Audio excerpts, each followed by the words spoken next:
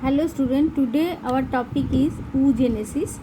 So what is oogenesis? The formation of the ovum is called as the oogenesis. Haploid cell जो formation होता है like the spermatogenesis, it's also stage by stage occur होता है, complicated process है. So first is the primary germinal cell. उसके बाद फिर mitotic division होगा. माइटोटिक और मियोटिक में मियोसिस और माइटोसिस में डिफरेंस क्या है कि माइटोसिस में इक्वल डिस्ट्रीब्यूशन होता है क्रोमोसोम नंबर का और मियोसिस में हैप्लॉइड डिवीजन होता है. जो फर्स्ट स्टेज जो मल्टीप्लिकेशन होगा, डेवलप होगा सेल, एक सेल से 4 सेल जब बनता है पहला, that is will occur through the mitotic division. और जो सेल्स बनेंगे दीज आर द उगोनिया और उसमें सेकेंडरी डिप्लॉइड क्रोमोसोम नंबर है. ठीक है.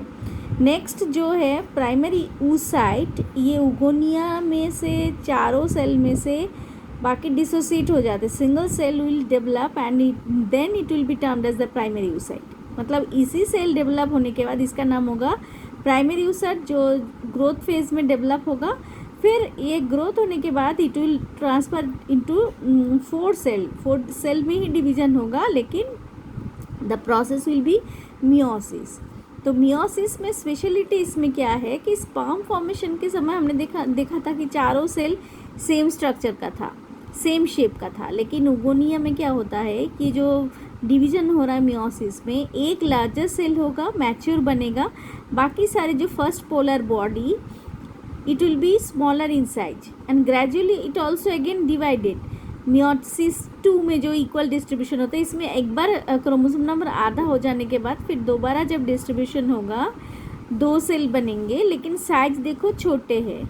these are the smaller in size and then they are termed as polar bodies and only single cell will grow into a larger size and it will be called as a ovum.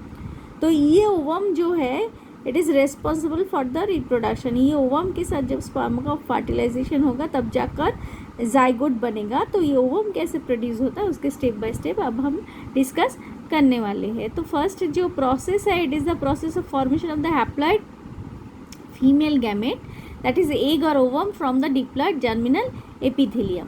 Next it involves the process of meiosis and mitosis दोनों. लेकिन ध्यान में रखो कि पहले mitosis बाद में meiosis होगा. तो like spermatogenesis, oogenesis process can be divided into 3 stages. First is the multiplication phase, second growth phase and third is the maturation phase. So first of all it is multiplication phase. Multiply होना जैसे maths में आप करते हो, multiplication में क्या है, number increase होता है. तो like this way it is also multiplication phase. In this stage the primary germinal cells, जिसका शॉर्ट फॉर्म है PGC से समझाया जा रहा है, and chromosome number is 2n, that is diploid of ovary undergo repeated mitotic division. बार बार mitosis होता जाएगा और millions of gamete mother cell बनेगा, जिसको हम उगोनियल सेल बोलेंगे. And this process is completed in the embryonic stage of human female. जब ह्यूमन फीमेल जब बनेगा, मतलब जब समझो कि मदर रूम में जब फीमेल बेबी का ग्रोथ हो रहा है, at that stage this embryonic organism, embryonic stage में ये मल्टीप्लिकेशन फेज चालू रहता है उसके ओवरी के अंदर. Okay. Next, growth phase. Some of the oogonia stop division and begins to increase in size and form the primary oocytes. जो 2 number जैसे कि प्राइमरी oocyte जो लार्जेस्ट सेल रहेगा उसका और डिवीज़न नहीं होगा, इंक्रीज साइज का इंक्रीज होगा और फिर they will develop as the primary oocyte. And then cellular organelles, एक सेल बनने के लिए उसमें जो इंपॉर्टेंट ऑर्गेनल्स है, endoplasmic reticulum, Golgi apparatus and mitochondria, इसके नंबर बढ़ेगा. Third phase is the maturation phase. जो oogenesis takes place in the ovaries and the process is initiated prior to the birth of the female baby. ये शुरुआत कब होती है, जब female baby का जन्म लेने का समय होता है, उस समय ये प्रोसेस शुरू होता है. The primary oocytes 2n enter the maturation phase and which includes meiotic division. अभी पहले माइटोसिस हुआ था, अभी मियोसिस शुरू हुआ। तो मियोसिस का भी 2 स्टेज होता है, मियोसिस 1 एंड मियोसिस 2। लेकिन हम देखेंगे कि मियोसिस 1 हो रहा है, मियोसिस 2 जो स्टेज है वो पॉज रहेगा, बाद में होगा। The diploid primary oocytes undergo meiosis 1, that is called as a reduction division to form 2 haploid daughter cells. आधे आधे क्रोमोसोम नंबर हो गया। This division is peculiar in females as both the daughter cells are with haploid number of chromosomes. दोनों में ही 23 chromosome, लेकिन उसमें एक mature होगा और एक इमैच्योर रहेगा।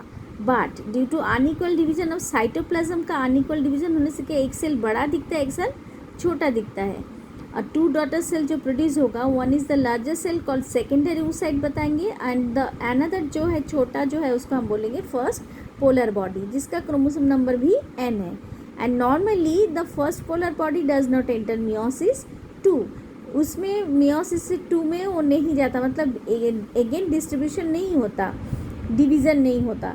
The secondary oocyte and proceeds meiosis 2 only up to metaphase 2, metaphase 2 तक ही प्रोसीड होगा and it's division is further stop. फिर से मतलब मेटाफेज के बाद जैसे एनाफेज, टेलोफेज, वो स्टेज उसका बंद रहता है, उस समय नहीं होता, तो स्टॉप हो जाता है। कब होता है? After fertilisation. The secondary oocyte is shed from the Graafian follicle and ovary. The restart and completion of meiosis 2 will happen only with entry of sperm. जब sperm entry होता है उस समय ही कि मेटाफेज 2 के बाद जो एनाफेज 2 एंड टेलोफेज 2 उस समय होगा। And these last phase is usually completed in the ampulla of the fallopian tube at the time of fertilization. And in this division also the 2 unequal daughter cells are formed. The last cell is ovum, उसमें जो larger cell है उसको हम ovum बताएंगे, और जो small cell है फिर उसका नाम हो जाता है second polar body.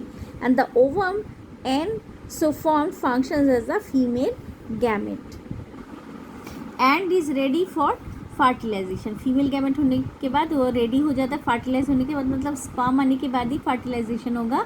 And completion of meiosis 2 and completion of fertilisation go hand in hand. If the secondary oocyte does not receive the sperm और spermatozoa, it is shed off along with menstruum, जो हमने menstrual cycle में discuss किया है।